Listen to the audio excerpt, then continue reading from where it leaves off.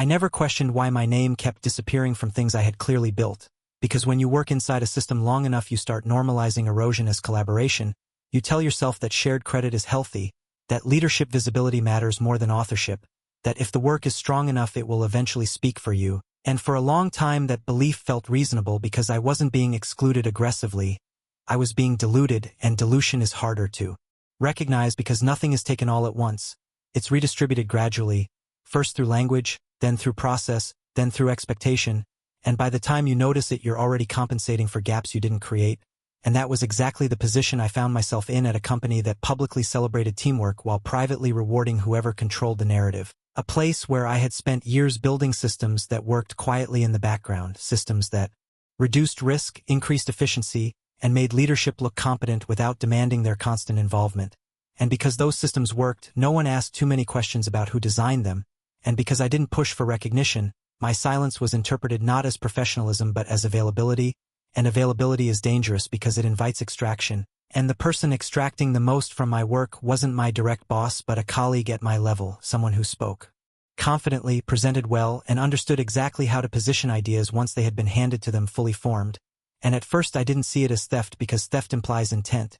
and what I saw looked more like momentum, like someone riding the wave of shared effort, and I told myself that this was just how collaboration worked at scale. Until the first time I watched something I had built be presented as if it had emerged naturally from a conversation I wasn't part of. And I remember sitting in that meeting feeling a brief flash of confusion before it settled into something colder, because confusion assumes misunderstanding and this wasn't that. This was familiarity being weaponized, the familiarity of someone who had heard my explanations often enough to repeat them with confidence, and still I didn't react, because reaction would have required me to explain something that should have been obvious. And explaining obvious things is how you lose leverage, so I stayed quiet and continued working, continued refining, continued filling gaps, and that decision set the stage for everything that followed. Because once silence is interpreted as consent it becomes expectation, and expectation is what systems rely on to function without friction. And the friction only began when leadership announced a new initiative that mirrored something I had already built internally, an initiative positioned as innovative, strategic, forward-looking, and led by the same colleague who had been absorbing my work for months, and the announcement was met with enthusiasm, applause, alignment, and I remember watching the room respond to an idea that felt intimately familiar to me in structure but unfamiliar in attribution. And that was the moment I understood that what I was experiencing wasn't oversight, it was replacement in slow motion, not of my role but of my visibility. And visibility is what determines who gets to speak when outcomes are discussed, and when I traced the sequence backward it became painfully clear how intentional the progression had been. Not in the sense of a plotted betrayal but in the sense of opportunistic alignment, someone positioning themselves close enough to absorb value without ever being seen as the source of friction. And once that realization settled in, the emotional reaction I might have expected never came. Instead there was clarity, because clarity doesn't ask why, it asks how, and how is always the more useful question, and asking how revealed something crucial, which was that the system didn't reward creation, it rewarded confidence combined with availability, and I had supplied one while refusing to project the other, and that imbalance explained everything that had happened up to that point, and it also explained what would happen next once the conditions that supported that imbalance were removed. Once I stopped asking myself why this was happening and focused instead on how it was being allowed to happen, the picture sharpened in a way that was uncomfortable but useful, because systems don't move on intention, they move on permission, and permission is almost always granted silently by the person who keeps compensating for gaps without naming them, which meant that as long as I continued filling in details, smoothing rough edges, and quietly correcting misinterpretations, the structure that had begun replacing my visibility would keep functioning without resistance. So the first change I made wasn't confrontational or dramatic, it was procedural. I began treating my work the way the system actually valued things rather than the way it claimed to, which meant I stopped sharing fully formed solutions verbally and started anchoring everything in traceable artifacts, written summaries, version histories, ownership labels, documentation that didn't accuse anyone but made authorship undeniable once reviewed, and none of this raised alarms at first because it looked like diligence, alignment, even maturity, but what it actually did was remove ambiguity, and ambiguity had been the oxygen for the colleague who had been absorbing my work, because confidence thrives where boundaries are soft, and as those boundaries hardened, I noticed a subtle shift in behavior, fewer casual questions, more delayed follow-ups, explanations that circled instead of landing, which told me something important, that the value transfer had depended on my willingness to translate complexity into certainty for someone else.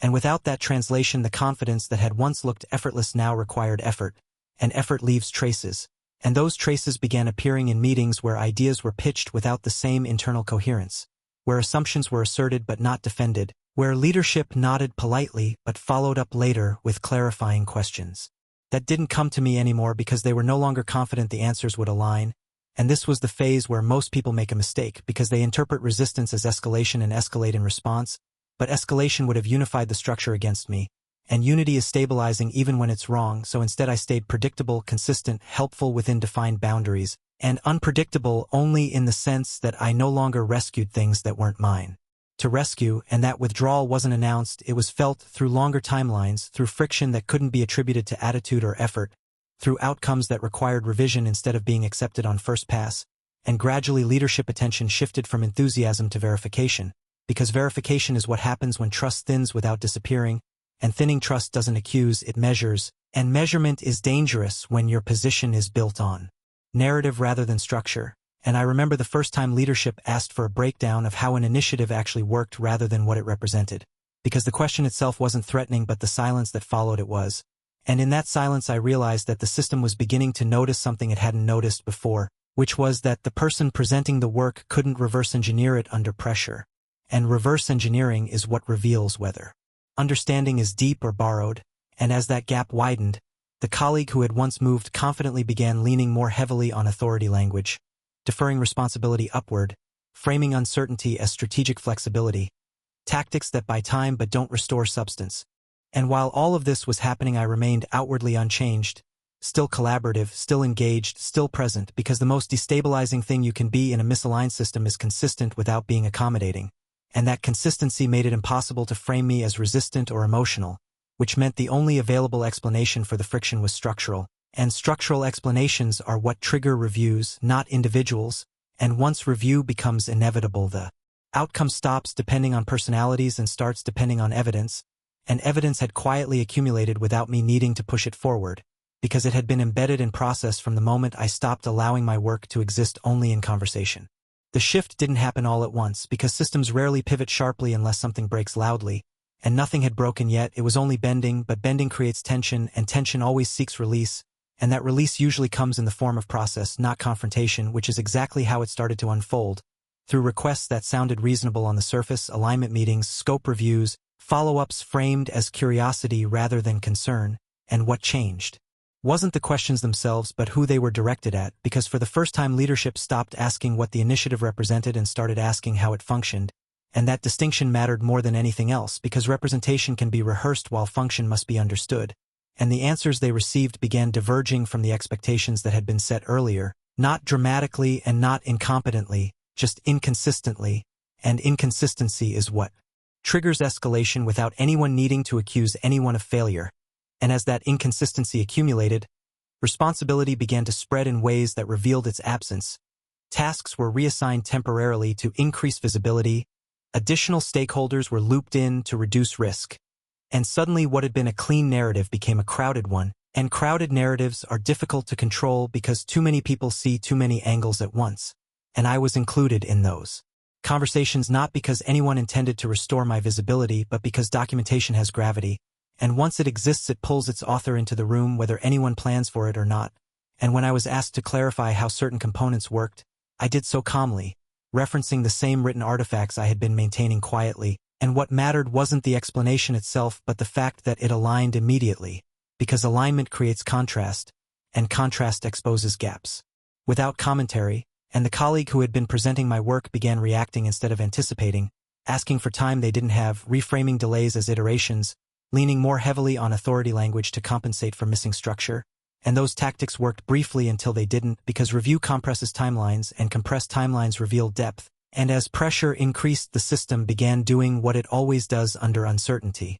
which is narrowing responsibility to isolate risk, and that narrowing forced decisions to become explicit: who owned what, who approved what, who could answer which questions without preparation. And once those lines were drawn, the pattern became impossible to ignore, because ownership and understanding did not overlap the way leadership had assumed they did. And at that point the narrative stopped evolving and started being corrected, quietly, procedurally, through shared responsibility models, oversight layers, and temporary structures that signaled one thing very clearly: which was that trust had been suspended pending verification, and verification is never neutral, it always favors substance over performance. And throughout all of this I remained exactly where I had been, not pushing, not withdrawing, not correcting narratives verbally. Because the moment you explain something that is already being measured you risk reframing it emotionally, and emotion slows correction. And what struck me most during that phase was how quickly momentum shifted once reinforcement was removed.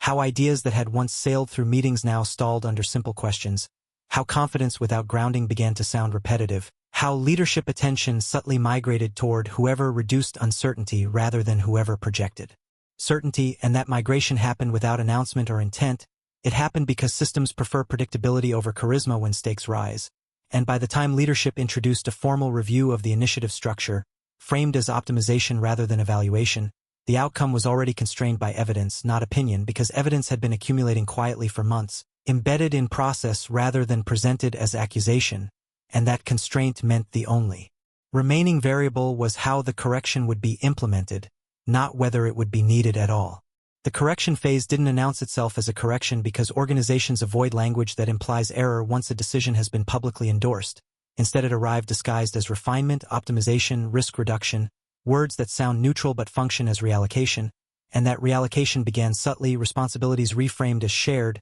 approvals rerouted through additional layers, deliverables broken down into smaller checkpoints that required sign-off from people who hadn't been involved before, and each of those changes on its own looked harmless, even responsible.